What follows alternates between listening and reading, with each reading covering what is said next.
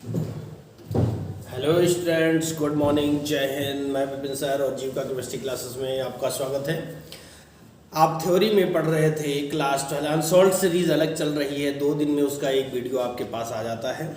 Unsolved series को complete करते रहें बोर्ड एग्जाम की तैयारी के लिए। बेस्ट तैयारी वही होगी जब आप जितने से ज़्यादा अनसॉल्व्ड पेपर आप सॉल्व करेंगे, उतना ही बेस्ट आपका एग्ज़ाम होगा, उतनी ही अच्छी आपकी तैयारी होगी। ठीक है ना। तो आज का जो टॉपिक है वो थ्योरी में अभी हमारे 2-3 चैप्टर रह गए हैं जो मैं पूरे डाल नहीं पाया हूँ किसी कारण। आज जो उसके आगे का टॉपिक बढ़ाते हैं, जिसका टॉपिक का नाम है एथेनॉल या एसेटल्डिहाइड। तो आइए बिना किसी विलंब के शुरू करते हैं आज के ये वीडियो। पार्ट 4 चैप्टर 12 एथेनॉल या एसेटल्डिहाइड्स। आईयूपीएसी नेम है एथेनॉल और साधारण नाम है एसेटल्डिहाइड। ठीक है ना। ये इसका डायग्राम है, लेकिन डायग्राम का भी कोई काम नहीं है। हम लोग क्या करेंगे, सर्वप्रथम सेंटर पर हेडिंग डालेंगे, अणुसूत्र लिखेंगे। अणुसूत्र क्या होता है, CH3CHO। इसके बाद इसका अणुभार निकालेंगे। तो अणुभार निकालना आप लोग जानते होंगे, 44 होता है। फिर दूसरी साइड संरचना सूत्र लिखेंगे, H single bond C single bond H single bond H single bond C double bond O single bond H। ठीक है ना। ये इसका संरचना सूत्र होता है। क्या होता है भैया, ये इसका संरचना सूत्र होता है। तो इस तरह से ये इसका सेंटर हेडिंग डाला, अणुसूत्र डाला, अणुभार डाला, संरचना सूत्र डाला। एसेटल्डिहाइड, फॉर्मल्डिहाइड और एसीटोन। एसेटल्डिहाइड, फॉर्मल्डिहाइड और अगला टॉपिक आएगा एसीटोन। इनमें से एक टॉपिक आपको बोर्ड एग्जाम में मिलना चाहिए, तो इंपॉर्टेंट होता है ये। अब हम हेडिंग डालेंगे प्रयोगशाला विधि। क्या डालेंगे, प्रयोगशाला विधि। देखिए, कोई भी एल्डिहाइड बनाना हो, तो सारे एल्डिहाइड को बनाते समय, है ना, सारे एल्डिहाइड को कॉमन विधियों से बनाया जा सकता है, जो मैंने आपको शुरुआत में पहले पढ़ा दी है कि एल्डिहाइड बनाने की सामान्य विधियां। पार्ट 2 में आप पढ़ चुके हैं ये सब चीजें, है ना।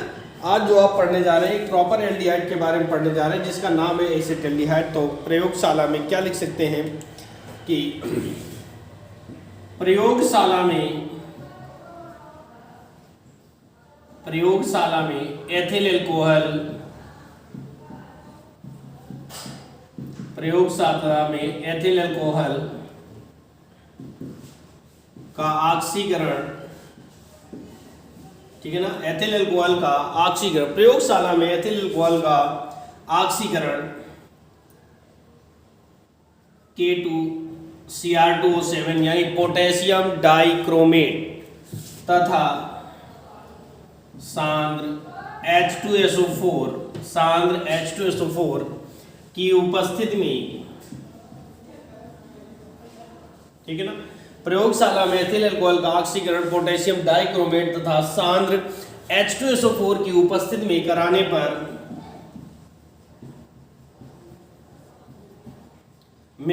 पर क्या प्राप्त होता है, जो हम बनाने जा रहे हैं, एसेटल्डिहाइड प्राप्त होता है। कराने पर एसेटल्डिहाइड प्राप्त होता है।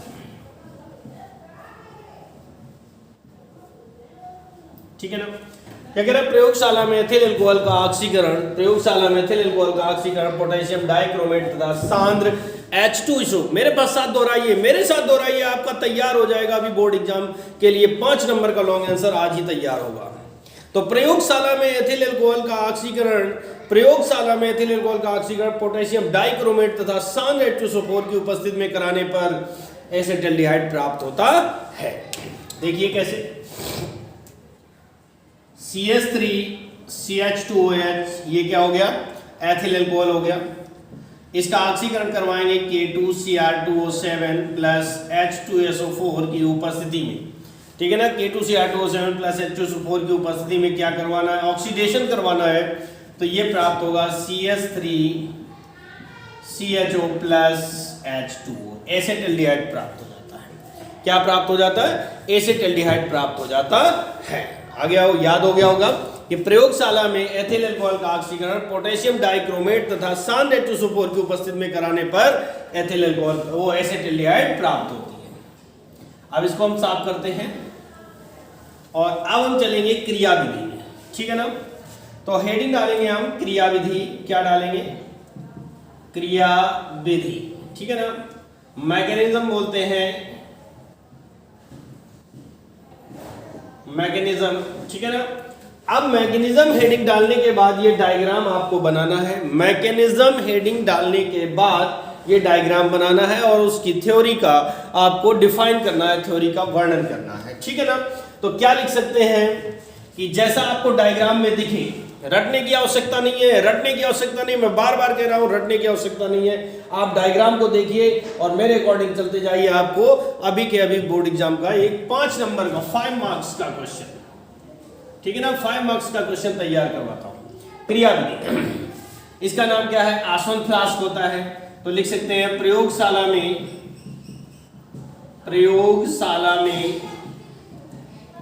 एक गोल पेंदी के आसवन फ्लास्क में, प्रयोगशाला में एक गोल पेंदी के आसवन फ्लास्क में एथिल अल्कोहल, प्रयोगशाला में एक गोल पेंदी के आसवन फ्लास्क में एथिल अल्कोहल, ठीक है ना, क्या लेते हैं भैया, एथिल अल्कोहल लेते हैं, ठीक।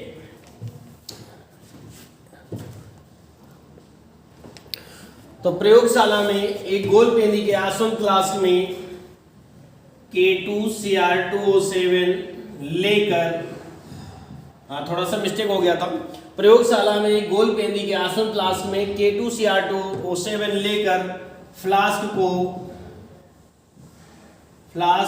बालू उष्मक पर रखकर गर्म करते हैं,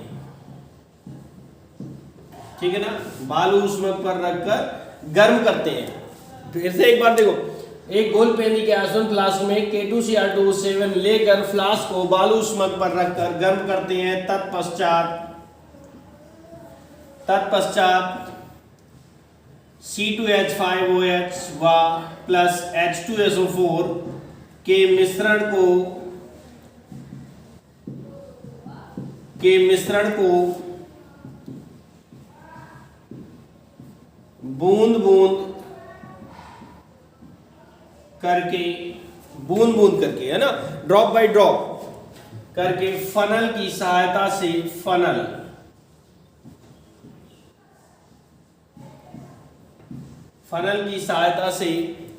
गिराते हैं। फनल की सहायता से गिराते हैं, यानी यहां से C2H5OH और H2SO4 के मिश्रण को धीरे धीरे बूंद करके ड्रॉप बाय ड्रॉप यहां पर गिराते हैं, ठीक है ना, गिराते हैं। अभिक्रिया के फलस्वरूप अब जैसे ही हम इसको गिराएंगे तो यहां से क्या होगा, तीनों आपस में पदार्थ मिल जाएंगे, C2H5OH, K2Cr2O7 और H2SO4 आपस में मिलकर के अभिक्रिया करेंगे। तो अभिक्रिया के फलस्वरूप एसेटल्डिहाइड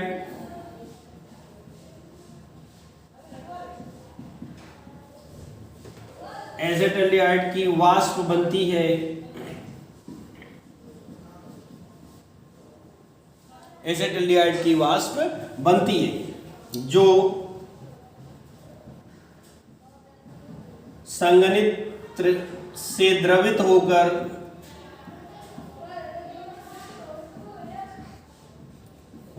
बर्फ में रखी। अब आप देखिए यहां से वाष्प बनेगी ऐसे, और यहां से जाते हुए संघनित्र से द्रवित होकर बर्फ में रखी, काय में रखे, बर्फ में रखे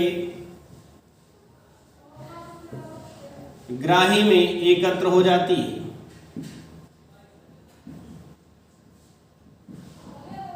बर्फ में रखे ग्राही में एकत्र हो जाती है, ठीक है ना, जिसे धोकर सुखाकर,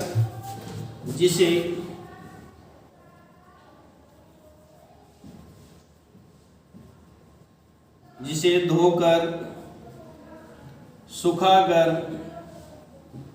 आसवन करने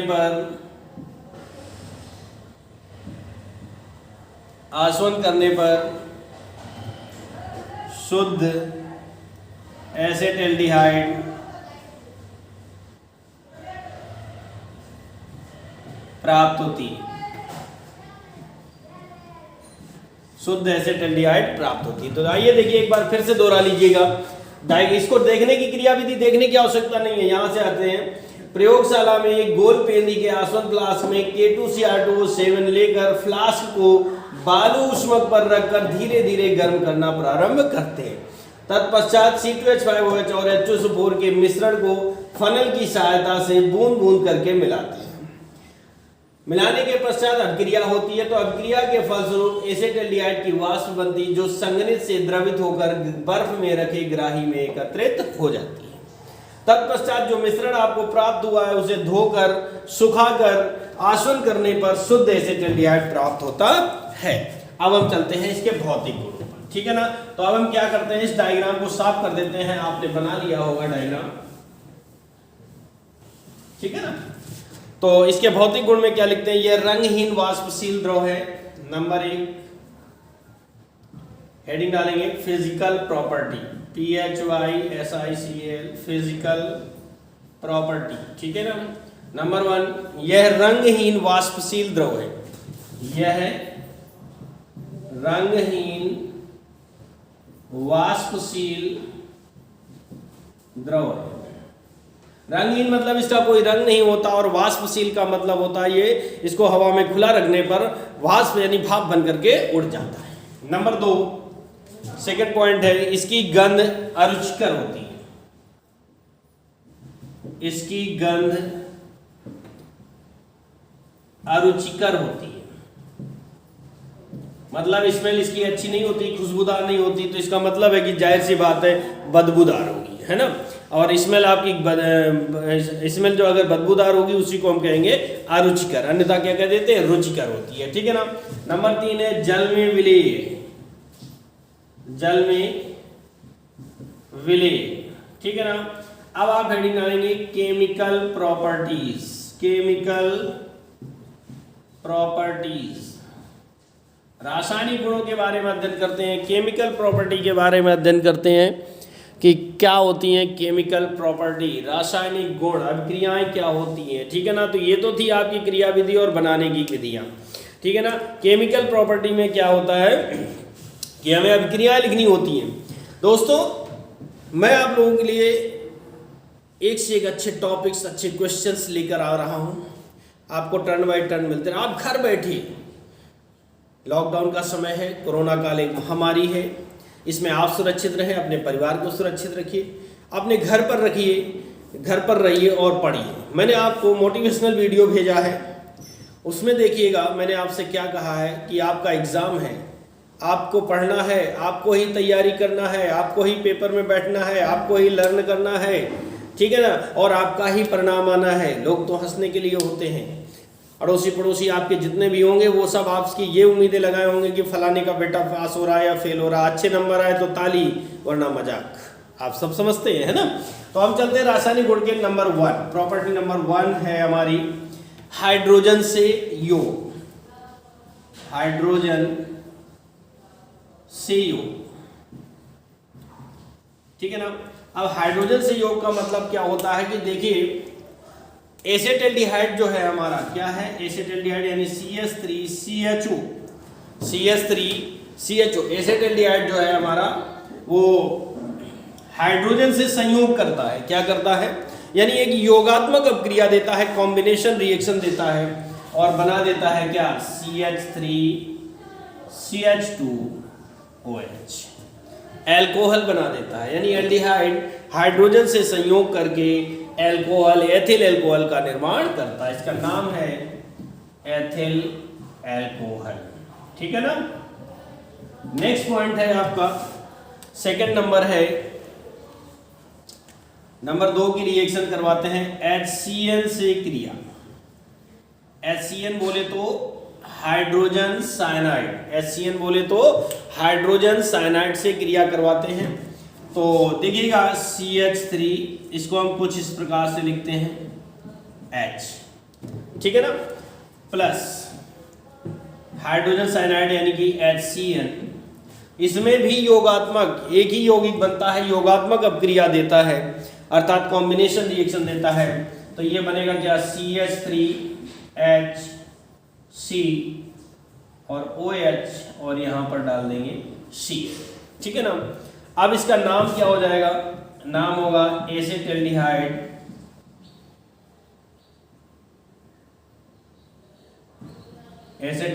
साइनोहाइड्रिन,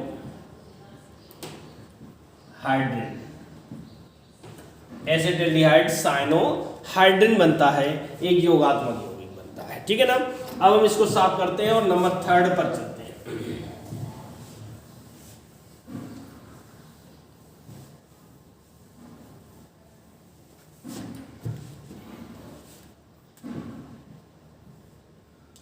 नंबर 3 पर क्रिया करवाते हैं हाइड्रोक्सिल एमीन से, हाइड्रोक्सिल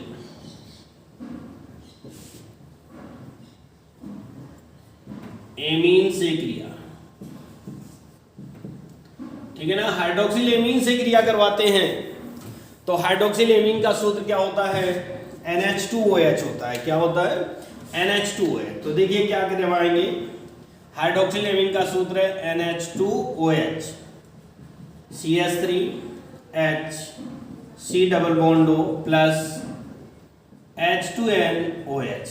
देखिए हमने क्या अंतर किया, इस हाइड्रोजन को पहले लिख दिया और कोई परिवर्तन नहीं किया।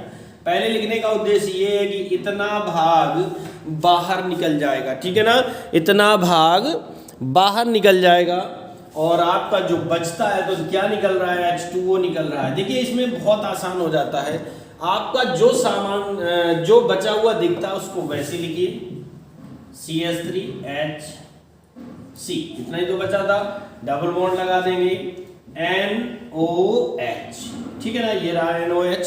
अब बाय द वे मान लो डबल बॉन्ड नहीं लगा पा रहे हैं तो क्या लिख दें NOH, तो भी चलेगा, ठीक है ना, तो भी चलेगा, चलेगा नहीं बल्कि दौड़ेगा, दौड़ेगा। बचा क्या, H2, इसका नाम हो जाएगा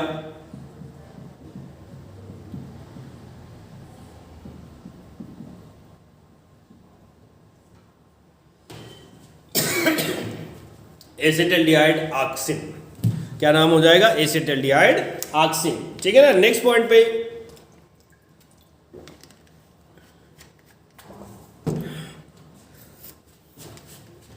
नंबर 4 पर हाइड्राजीन से क्रिया,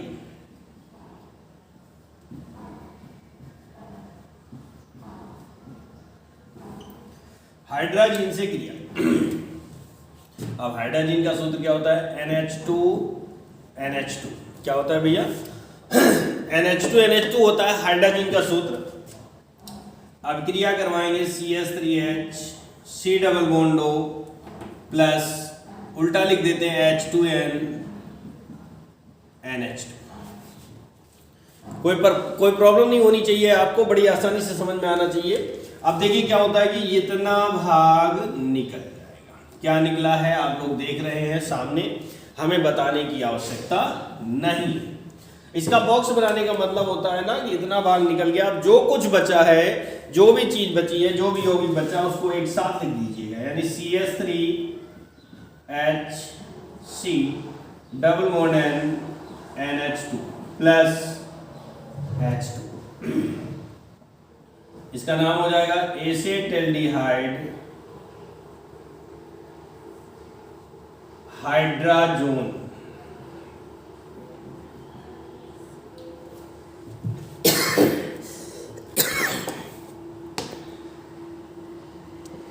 एसिटाल्डिहाइड हाइड्राजोन। नंबर 5 पर चलते हैं और लिखते क्या है, फेनिल हाइड्राजीन से क्रिया।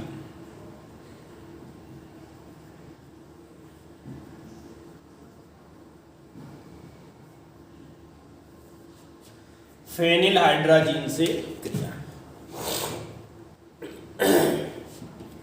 ठीक है ना। अब जब फेनिल हाइड्राजीन से क्रिया करवाते हैं तो देखिए फेनिल हाइड्राजीन का सूत्र होता है NH2NHC6H5, ये होता है। अब इसको हम कैसे क्रिया करवाएंगे देखिएगा, CH3H C double bond O plus H2N NH C6H5। थोड़ा सा उल्टा करके लिख देते हैं तो क्या बनता है, आइए वही भाग निकल जाएगा, जो कुछ बचा है उसको एक साथ लिख देते हैं, CH3H C double bond N NH C6H5 plus H2। ठीक है ना, नाम क्या होगा, एसिटल्डिहाइड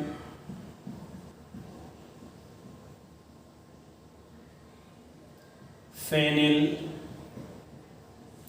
हाइड्राजोन, ये हो जाएगा एसिटल्डिहाइड फेनिल हाइड्राजोन। ठीक है ना, नेक्स्ट आगे चलते हैं।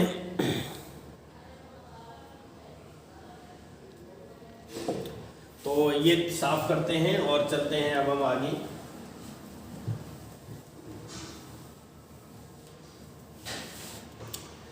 नंबर 5 हो चुका था, नंबर 6 है PCl5 से क्रिया फास्फोरस पेंटाक्लोराइड से क्रिया। इसका नाम होता है फास्फोरस पेंटाक्लोराइड से क्रिया। ठीक है ना, किससे, फास्फोरस पेंटाक्लोराइड से। तो देखिए इसको कैसे लिख सकते हैं, CH3H C double bond O plus PCl3ClC। इतना लिखने का उद्देश्य ये है कि जो बचेगा इतना भाग हमारा एक साथ निकल जाएगा। आप देख रहे हैं क्या निकल रहा है, बचा गया है CH3H CClCl प्लस POCl3 अब इसका अगर नामकरण करें तो क्या होगा, डाइक्लोरो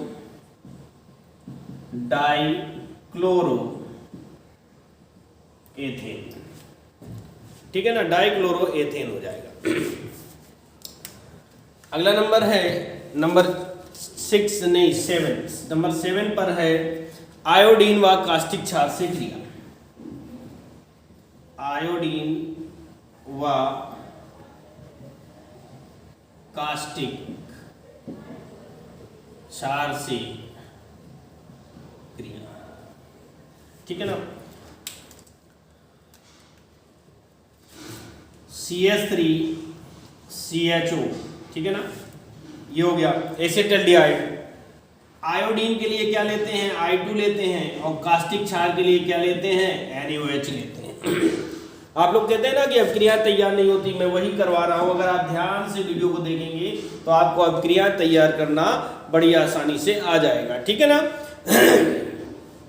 तो एसिटल्डिहाइड जब आयोडीन से क्रिया करता है तो आयोडोफॉर्म बनता है। क्या बनता है भैया, आयोडोफॉर्म बनता है, CHI3 बनता है। ठीक है ना, क्या बन गया, CHI3 बनता है, और एक बनेगा sodium format HCOONA plus sodium iodide. अब कैसे हुआ, देखिए यहाँ पर आयोडीन के 3 है और 3 बैलेंस हो नहीं सकते, तो यहाँ पर हमने 3 कर दिया। अब 3 आयोडीन यहाँ निकल गई तो 3 यहाँ पर कर दें। अब सोडियम कितने हो गए, 3 और 1 4, तो यहाँ पर कर देते हैं 4 NaOH। ये बना आयोडोफॉर्म, और इसका नाम है sodium format plus 3 NaI plus Na बराबर होगा, आयोडीन बराबर हो गया, CH3 हो गया, C कार्बन दोनों बराबर हो गए।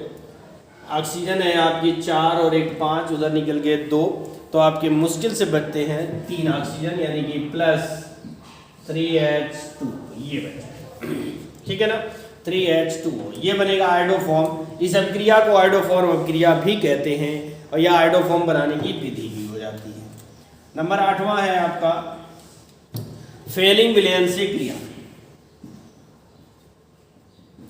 फेलिंग विलयन से क्रिया, फेलिंग विलयन से क्रिया करवाते हैं तो क्या बनता है कि देखिए CH3CHO प्लस फेलिंग विलयन का सूत्र होता है CO क्या होता है? Cu। जब हम फेरिंग विलयन से क्रिया करवाएंगे तो इसका ऑक्सीडेशन हो जाएगा। क्या हो जाएगा? ऑक्सीडेशन हो जाएगा और ये प्राप्त होगा CH3COOH, एसिटिक अम्ल में परिवर्तित हो जाएगा, एसिटिक अम्ल, एसिटिक एसिड बना देगा, ठीक है ना। प्लस बचा क्या है? फेरिंग विलयन का सूत्र होता है Cu2, गलती होगी, सॉरी Cu2O होता है, ठीक है ना। तो यहाँ पर जो बनता है वो 2Cu, यानी एक मिनट मिस्टेक हो रही है, ये ऐसा हुआ 2Cu, सॉरी, और ये बनेगा जाकर के Cu2O का रेड पीपीटी बनता है, रेड प्रेसिपिटेट बनता है, ठीक है ना। थोड़ी सी मिस्टेक हो गई थी, कंफ्यूज हो गया था। तो फेलिंग विलयन ये है, फेलिंग विलयन की क्रिया एसिटिलिएट से कराने पर एसिटिक अम्ल और Cu2O यानी क्यूप्रस ऑक्साइड का लाल अवक्षेप, रेड प्रेसिपिटेट प्राप्त होता है, लाल अवक्षेप प्राप्त होता है, ठीक है ना। तो ये थे इसके केमिकल प्रॉपर्टी, रासायनिक गुण थे। और अब हम चलते हैं इसके आगे के उपयोग में, ठीक है ना। क्या करते हैं? इसके उपयोग तैयार करते हैं और हमारा कंपाउंड फिनिश हो जाएगा, ठीक है ना। तो हेडिंग डालते हैं हम उपयोग। नंबर 1, इसका उपयोग कहां पर किया जा सकता है? कृत्रिम रंग बनाने में, आर्टिफिशियल कलर बनाने में इसका उपयोग होता है। कृत्रिम रंग बनाने में, ठीक है ना, कृत्रिम रंग बनाने में इसका उपयोग होता है, आर्टिफिशियल कलर बनाए जाते हैं। नंबर 2, औषधियों में, मेडिसिन में उपयोग होता है। वैसे ज्यादातर ऑर्गेनिक कंपाउंड्स का उपयोग मेडिसिन में किया जाता है, ठीक है ना। नेक्स्ट है संश्लेषित रबड़ बनाने में, संश्लेषित रबड़ बनाने में, ठीक है ना। नंबर 4, रबड़ कैसे बनती है? ये बहुलक होता है, चैप्टर नंबर 15 में पढ़ाएंगे हम आपको। बहुलक होता है एल्कोहल, पहले रासायनिक गुण के पहले में अल्कोहल बनाता है, अल्कोहल तथा अम्ल बनाने में, अल्कोहल पहले में बना और अम्ल जो होता है वो लास्ट में बनाता है, एसिटिक अम्ल, है ना। नंबर 5 है, 5वां यूज है इसका प्लास्टिक बनाने में, प्लास्टिक बनाने में भी इसका उपयोग होता है, ठीक है ना। तो ये था आपका एसिटाल्डिहाइड कंपाउंड जो आज कंप्लीट हुआ। आज के लिए इतना ही, थैंक यू, जय हिंद। वीडियो पसंद आए तो लाइक करें, शेयर करें, भैया मेहनत करता हूं, एक लाइक, एक शेयर और एक कमेंट तो बनता है। चलिए कोई बात नहीं, आप नहीं करते, आप मत करिए, लेकिन आप पढ़ते रहिए, तैयारी करते रहिए, आपका अपना बोर्ड एग्जाम आपके काम आएगा, ठीक है। ओके, जय हिंद।